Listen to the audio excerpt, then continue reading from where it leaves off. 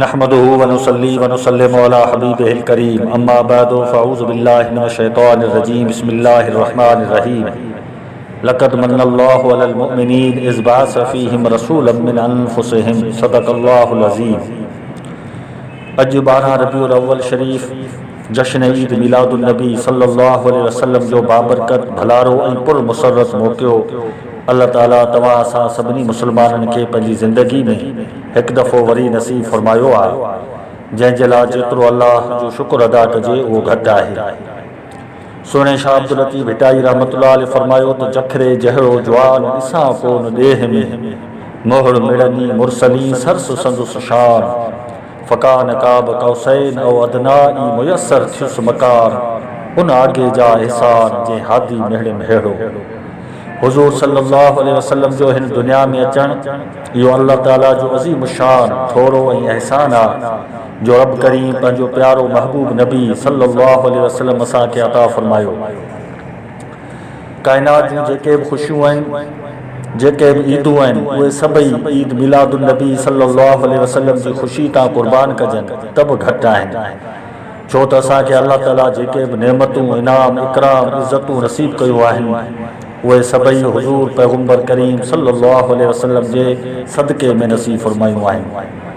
असांखे इस्लाम मिलियो, ईमान मिलियो, नमाज मिली, रोज़ा मिलिया, क़ुरान शरीफ़ मिलियो, ईदूं मिलियूं। जेकॾहिं रब रहमान असांखे मिलियो आहे, उन जी मार्फत नसीब थी आहे त इहे सभई हुज़ूर सल्लल्लाहु अलैहि वसल्लम जे सदक़े में नसीब थिया आहिनि। ऐं हदीस कुदसी आहे जंहिंमें रब करीम फरमाए थो लौला लम्मा ख़लक़तुल अफ़लाक, ऐं मुंहिंजा महबूब नबी जेकॾहिं तोखे पैदा न कया हा त मां ही ज़मीनूं ऐं आसमान पैदा न कया हा। लौला लम्मा अज़हरतुर रबूबिया, ऐं मुंहिंजा हबीब जेकॾहिं तोखे पैदा न कया हा त मां पंहिंजो रब हुजणु ज़ाहिर न कया हा। उन जे करे ईद मिलादुन नबी सल्लल्लाहु अलैहि वसल्लम जी ख़ुशी काइनात जी सभ खां वॾी ख़ुशी आहे ऐं इहो अल्लाह ताला जो अज़ीम इनाम आहे जंहिं ते जेतिरो शुक्रानो कजे, जंहिंजो जेतिरो ज़िक्र कजे उहो घटि आहे।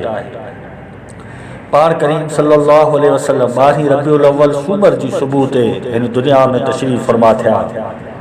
कुफ़र शिरक ऐं ज़ुल्म जी कारी राति गुज़ारी ते पहुती ऐं दुनिया में ईमान जे नूर जूं लाटूं रोशन थियूं।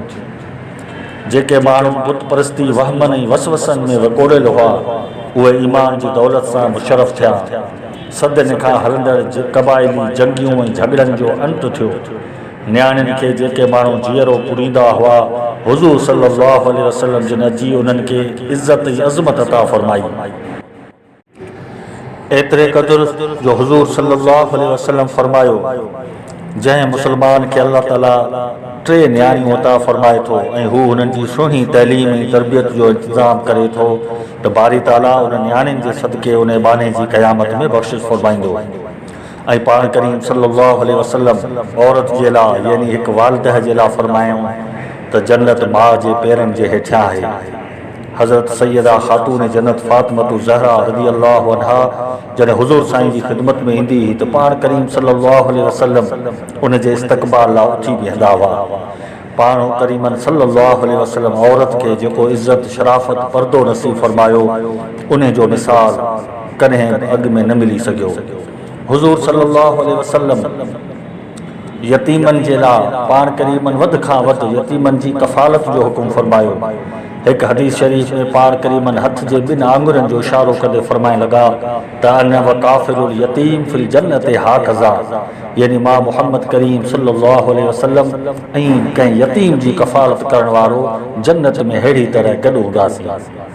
हुज़ूर सल्लल्लाहु अलैहि वसल्लम जी विलादत सां दुनिया में इंसाफ़ क़ाइमु थियो, दुनिया में ईमान ऐं इस्लाम जी रोशनी पहुती ऐं पाण करीमन सल्लल्लाहु अलैहि वसल्लम जी मिलाद वारी राति अल्लाह ताला काइनात जे सभिनी औरतुनि खे औलाद नरीना अता फ़रमायो ऐं हज़रत जिब्रील अलैहिस्सलाम 3 झंडा खणी आयो, हिकिड़ो मशरिक़ में, हिकिड़ो मग़रिब में ऐं हिकिड़ो काबतुल्लाह शरीफ़ जी छत ते लॻाए ऐलान फ़रमाइण लॻो त ऐं दुनिया वारो तव्हांखे लख मुबारकूं हुजनि जो आमना जो लाल मुहम्मद मुस्तफ़ा सल्लल्लाहु अलैहि वसल्लम दुनिया में अची चुको आहे। हदीस शरीफ में आयत हुज़ूर सल्लल्लाहु अलैहि वसल्लम तशक्कुर जे तौर यानी शुक्राने जे तौर ते हर सूमर ते रोज़ो रखंदा हुआ। असहाबन अर्ज़ कयो या रसूलल्लाह हर सूमर ते छो था रोज़ो रखो। पाण करीमन फरमायो ही उहो ॾींहुं आहे जंहिं ॾिहाड़े ते मां मुहम्मद करीम सल्लल्लाहु अलैहि वसल्लम जी विलादत थी ऐं मां ख़ुदा जे इन इनाम इकराम ऐं थोरे जे शुक्राने तो रोज़ो रखंदो आहियां। एक दफ़े हज़रत उकाशा बिन महसन असदी रदी अल्लाह अन्हु सहाबी रसूल हुज़ूर सल्लल्लाहु अलैहि वसल्लम के रबीउल अव्वल शरीफ जे चंड जे ॾिसजण जी मुबारक ॾिनी। पाण करीम एतिरा ख़ुशि थिया जो हज़रत उकाशा खे हुज़ूर सल्लल्लाहु अलैहि वसल्लम जन्नत जी ख़ुशख़बरी ॿुधाई।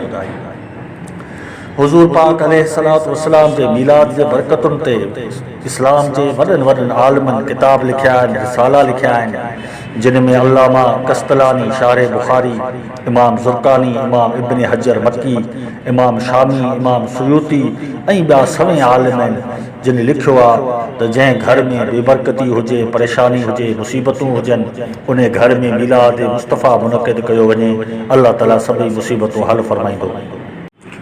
अज़ीज़ान गिरामी, असांजे महबूब नबी सल्लल्लाहु अलैहि वसल्लम आला अख़लाक़ ऐं किरदार सां माण्हुनि जूं दिलियूं फ़तह कयूं।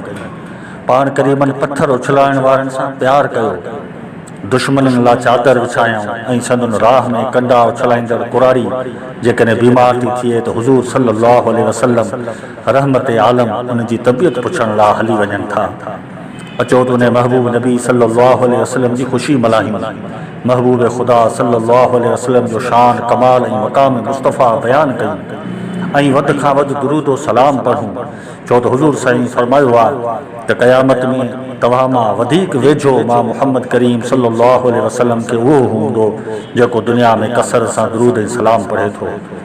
अचो त असीं पंहिंजी औलादुनि खे पंहिंजे महबूब नबी सल्लल्लाहु अलैहि वसल्लम जे सीरत ऐं सुन्नत जो घस ॾेखारियूं ऐं काइनात जी हर शइ खां वधीक पंहिंजे प्यारे पैगम्बर करीम सल्लल्लाहु अलैहि वसल्लम सां मुहबत कयूं ऐं हुज़ूर सल्लल्लाहु अलैहि वसल्लम जी शरीयत ऐं सुन्नत जे मथां अमल करे दुनिया ऐं आख़िरत में कामयाब थी सघूं ऐं पाड़ में नफ़रत खे, हसद खे, कूड़ खे, गिला ऐं ग़ीबत खे, दुश्मनी खे, ज़ुल्म खे ख़तमु कयूं त जीअं हुज़ूर सल्लल्लाहु अलैहि वसल्लम जी मुहबत में सचा थी सघूं।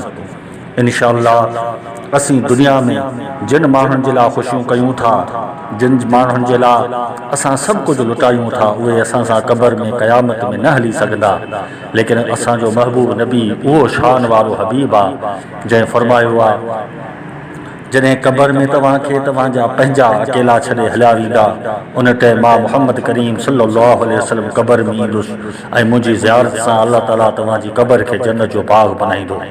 क़यामत में जिथे उञ हूंदी, हुज़ूर साईं पंहिंजे हथनि सां असांखे हौज़ कौसर जो जाम पीआरींदा। पुलसरात जो मथां लंघण वारे टाइम हुज़ूर साईं रब्बे सल्लम जूं सदाऊं ॾींदा ऐं जेकॾहिं मीज़ान अमल में का नेकी घटि थी वई त हुज़ूर सल्लल्लाहु अलैहि वसल्लम दुरूद ऐं सलाम वारी नेकी असांखे अता करे असांखे जन्नत जे रस्ते ते लॻाईंदा। ऐं पाण करीमन फरमायो आहे जेके बेयारो मददगार आहिनि उहे घबराइनि न, शफ़ाअती लिअहलिल कबाइर मिन उम्मती, मां मुहम्मद करीम सल्लल्लाहु अलैहि वसल्लम खे अल्लाह ताला जेको शफ़ाअत जो इज़्न ॾिनो आहे, मां उन शफ़ाअत जे ज़रिए पंहिंजे उम्मत जी बख़्शिश कराईंदुसि। अल्लाह ताला असांखे मीलाद मुस्तफ़ा जे बरकतुनि मां मुस्तफ़ीज़ थियण जी तौफ़ीक़ अता फ़रमाए ऐं हुज़ूर सल्लल्लाहु अलैहि वसल्लम जे मीलाद जी वधि खां वधि ख़ुशी करणु ऐं हुज़ूर साईं जी सीरत ऐं सुन्नत खे दुनिया में आम करणु ऐं उन जे मथां अमल करण जी तौफ़ीक़ अता फ़रमाए। वमा अलैना इल्लल बलागुल मुबीन।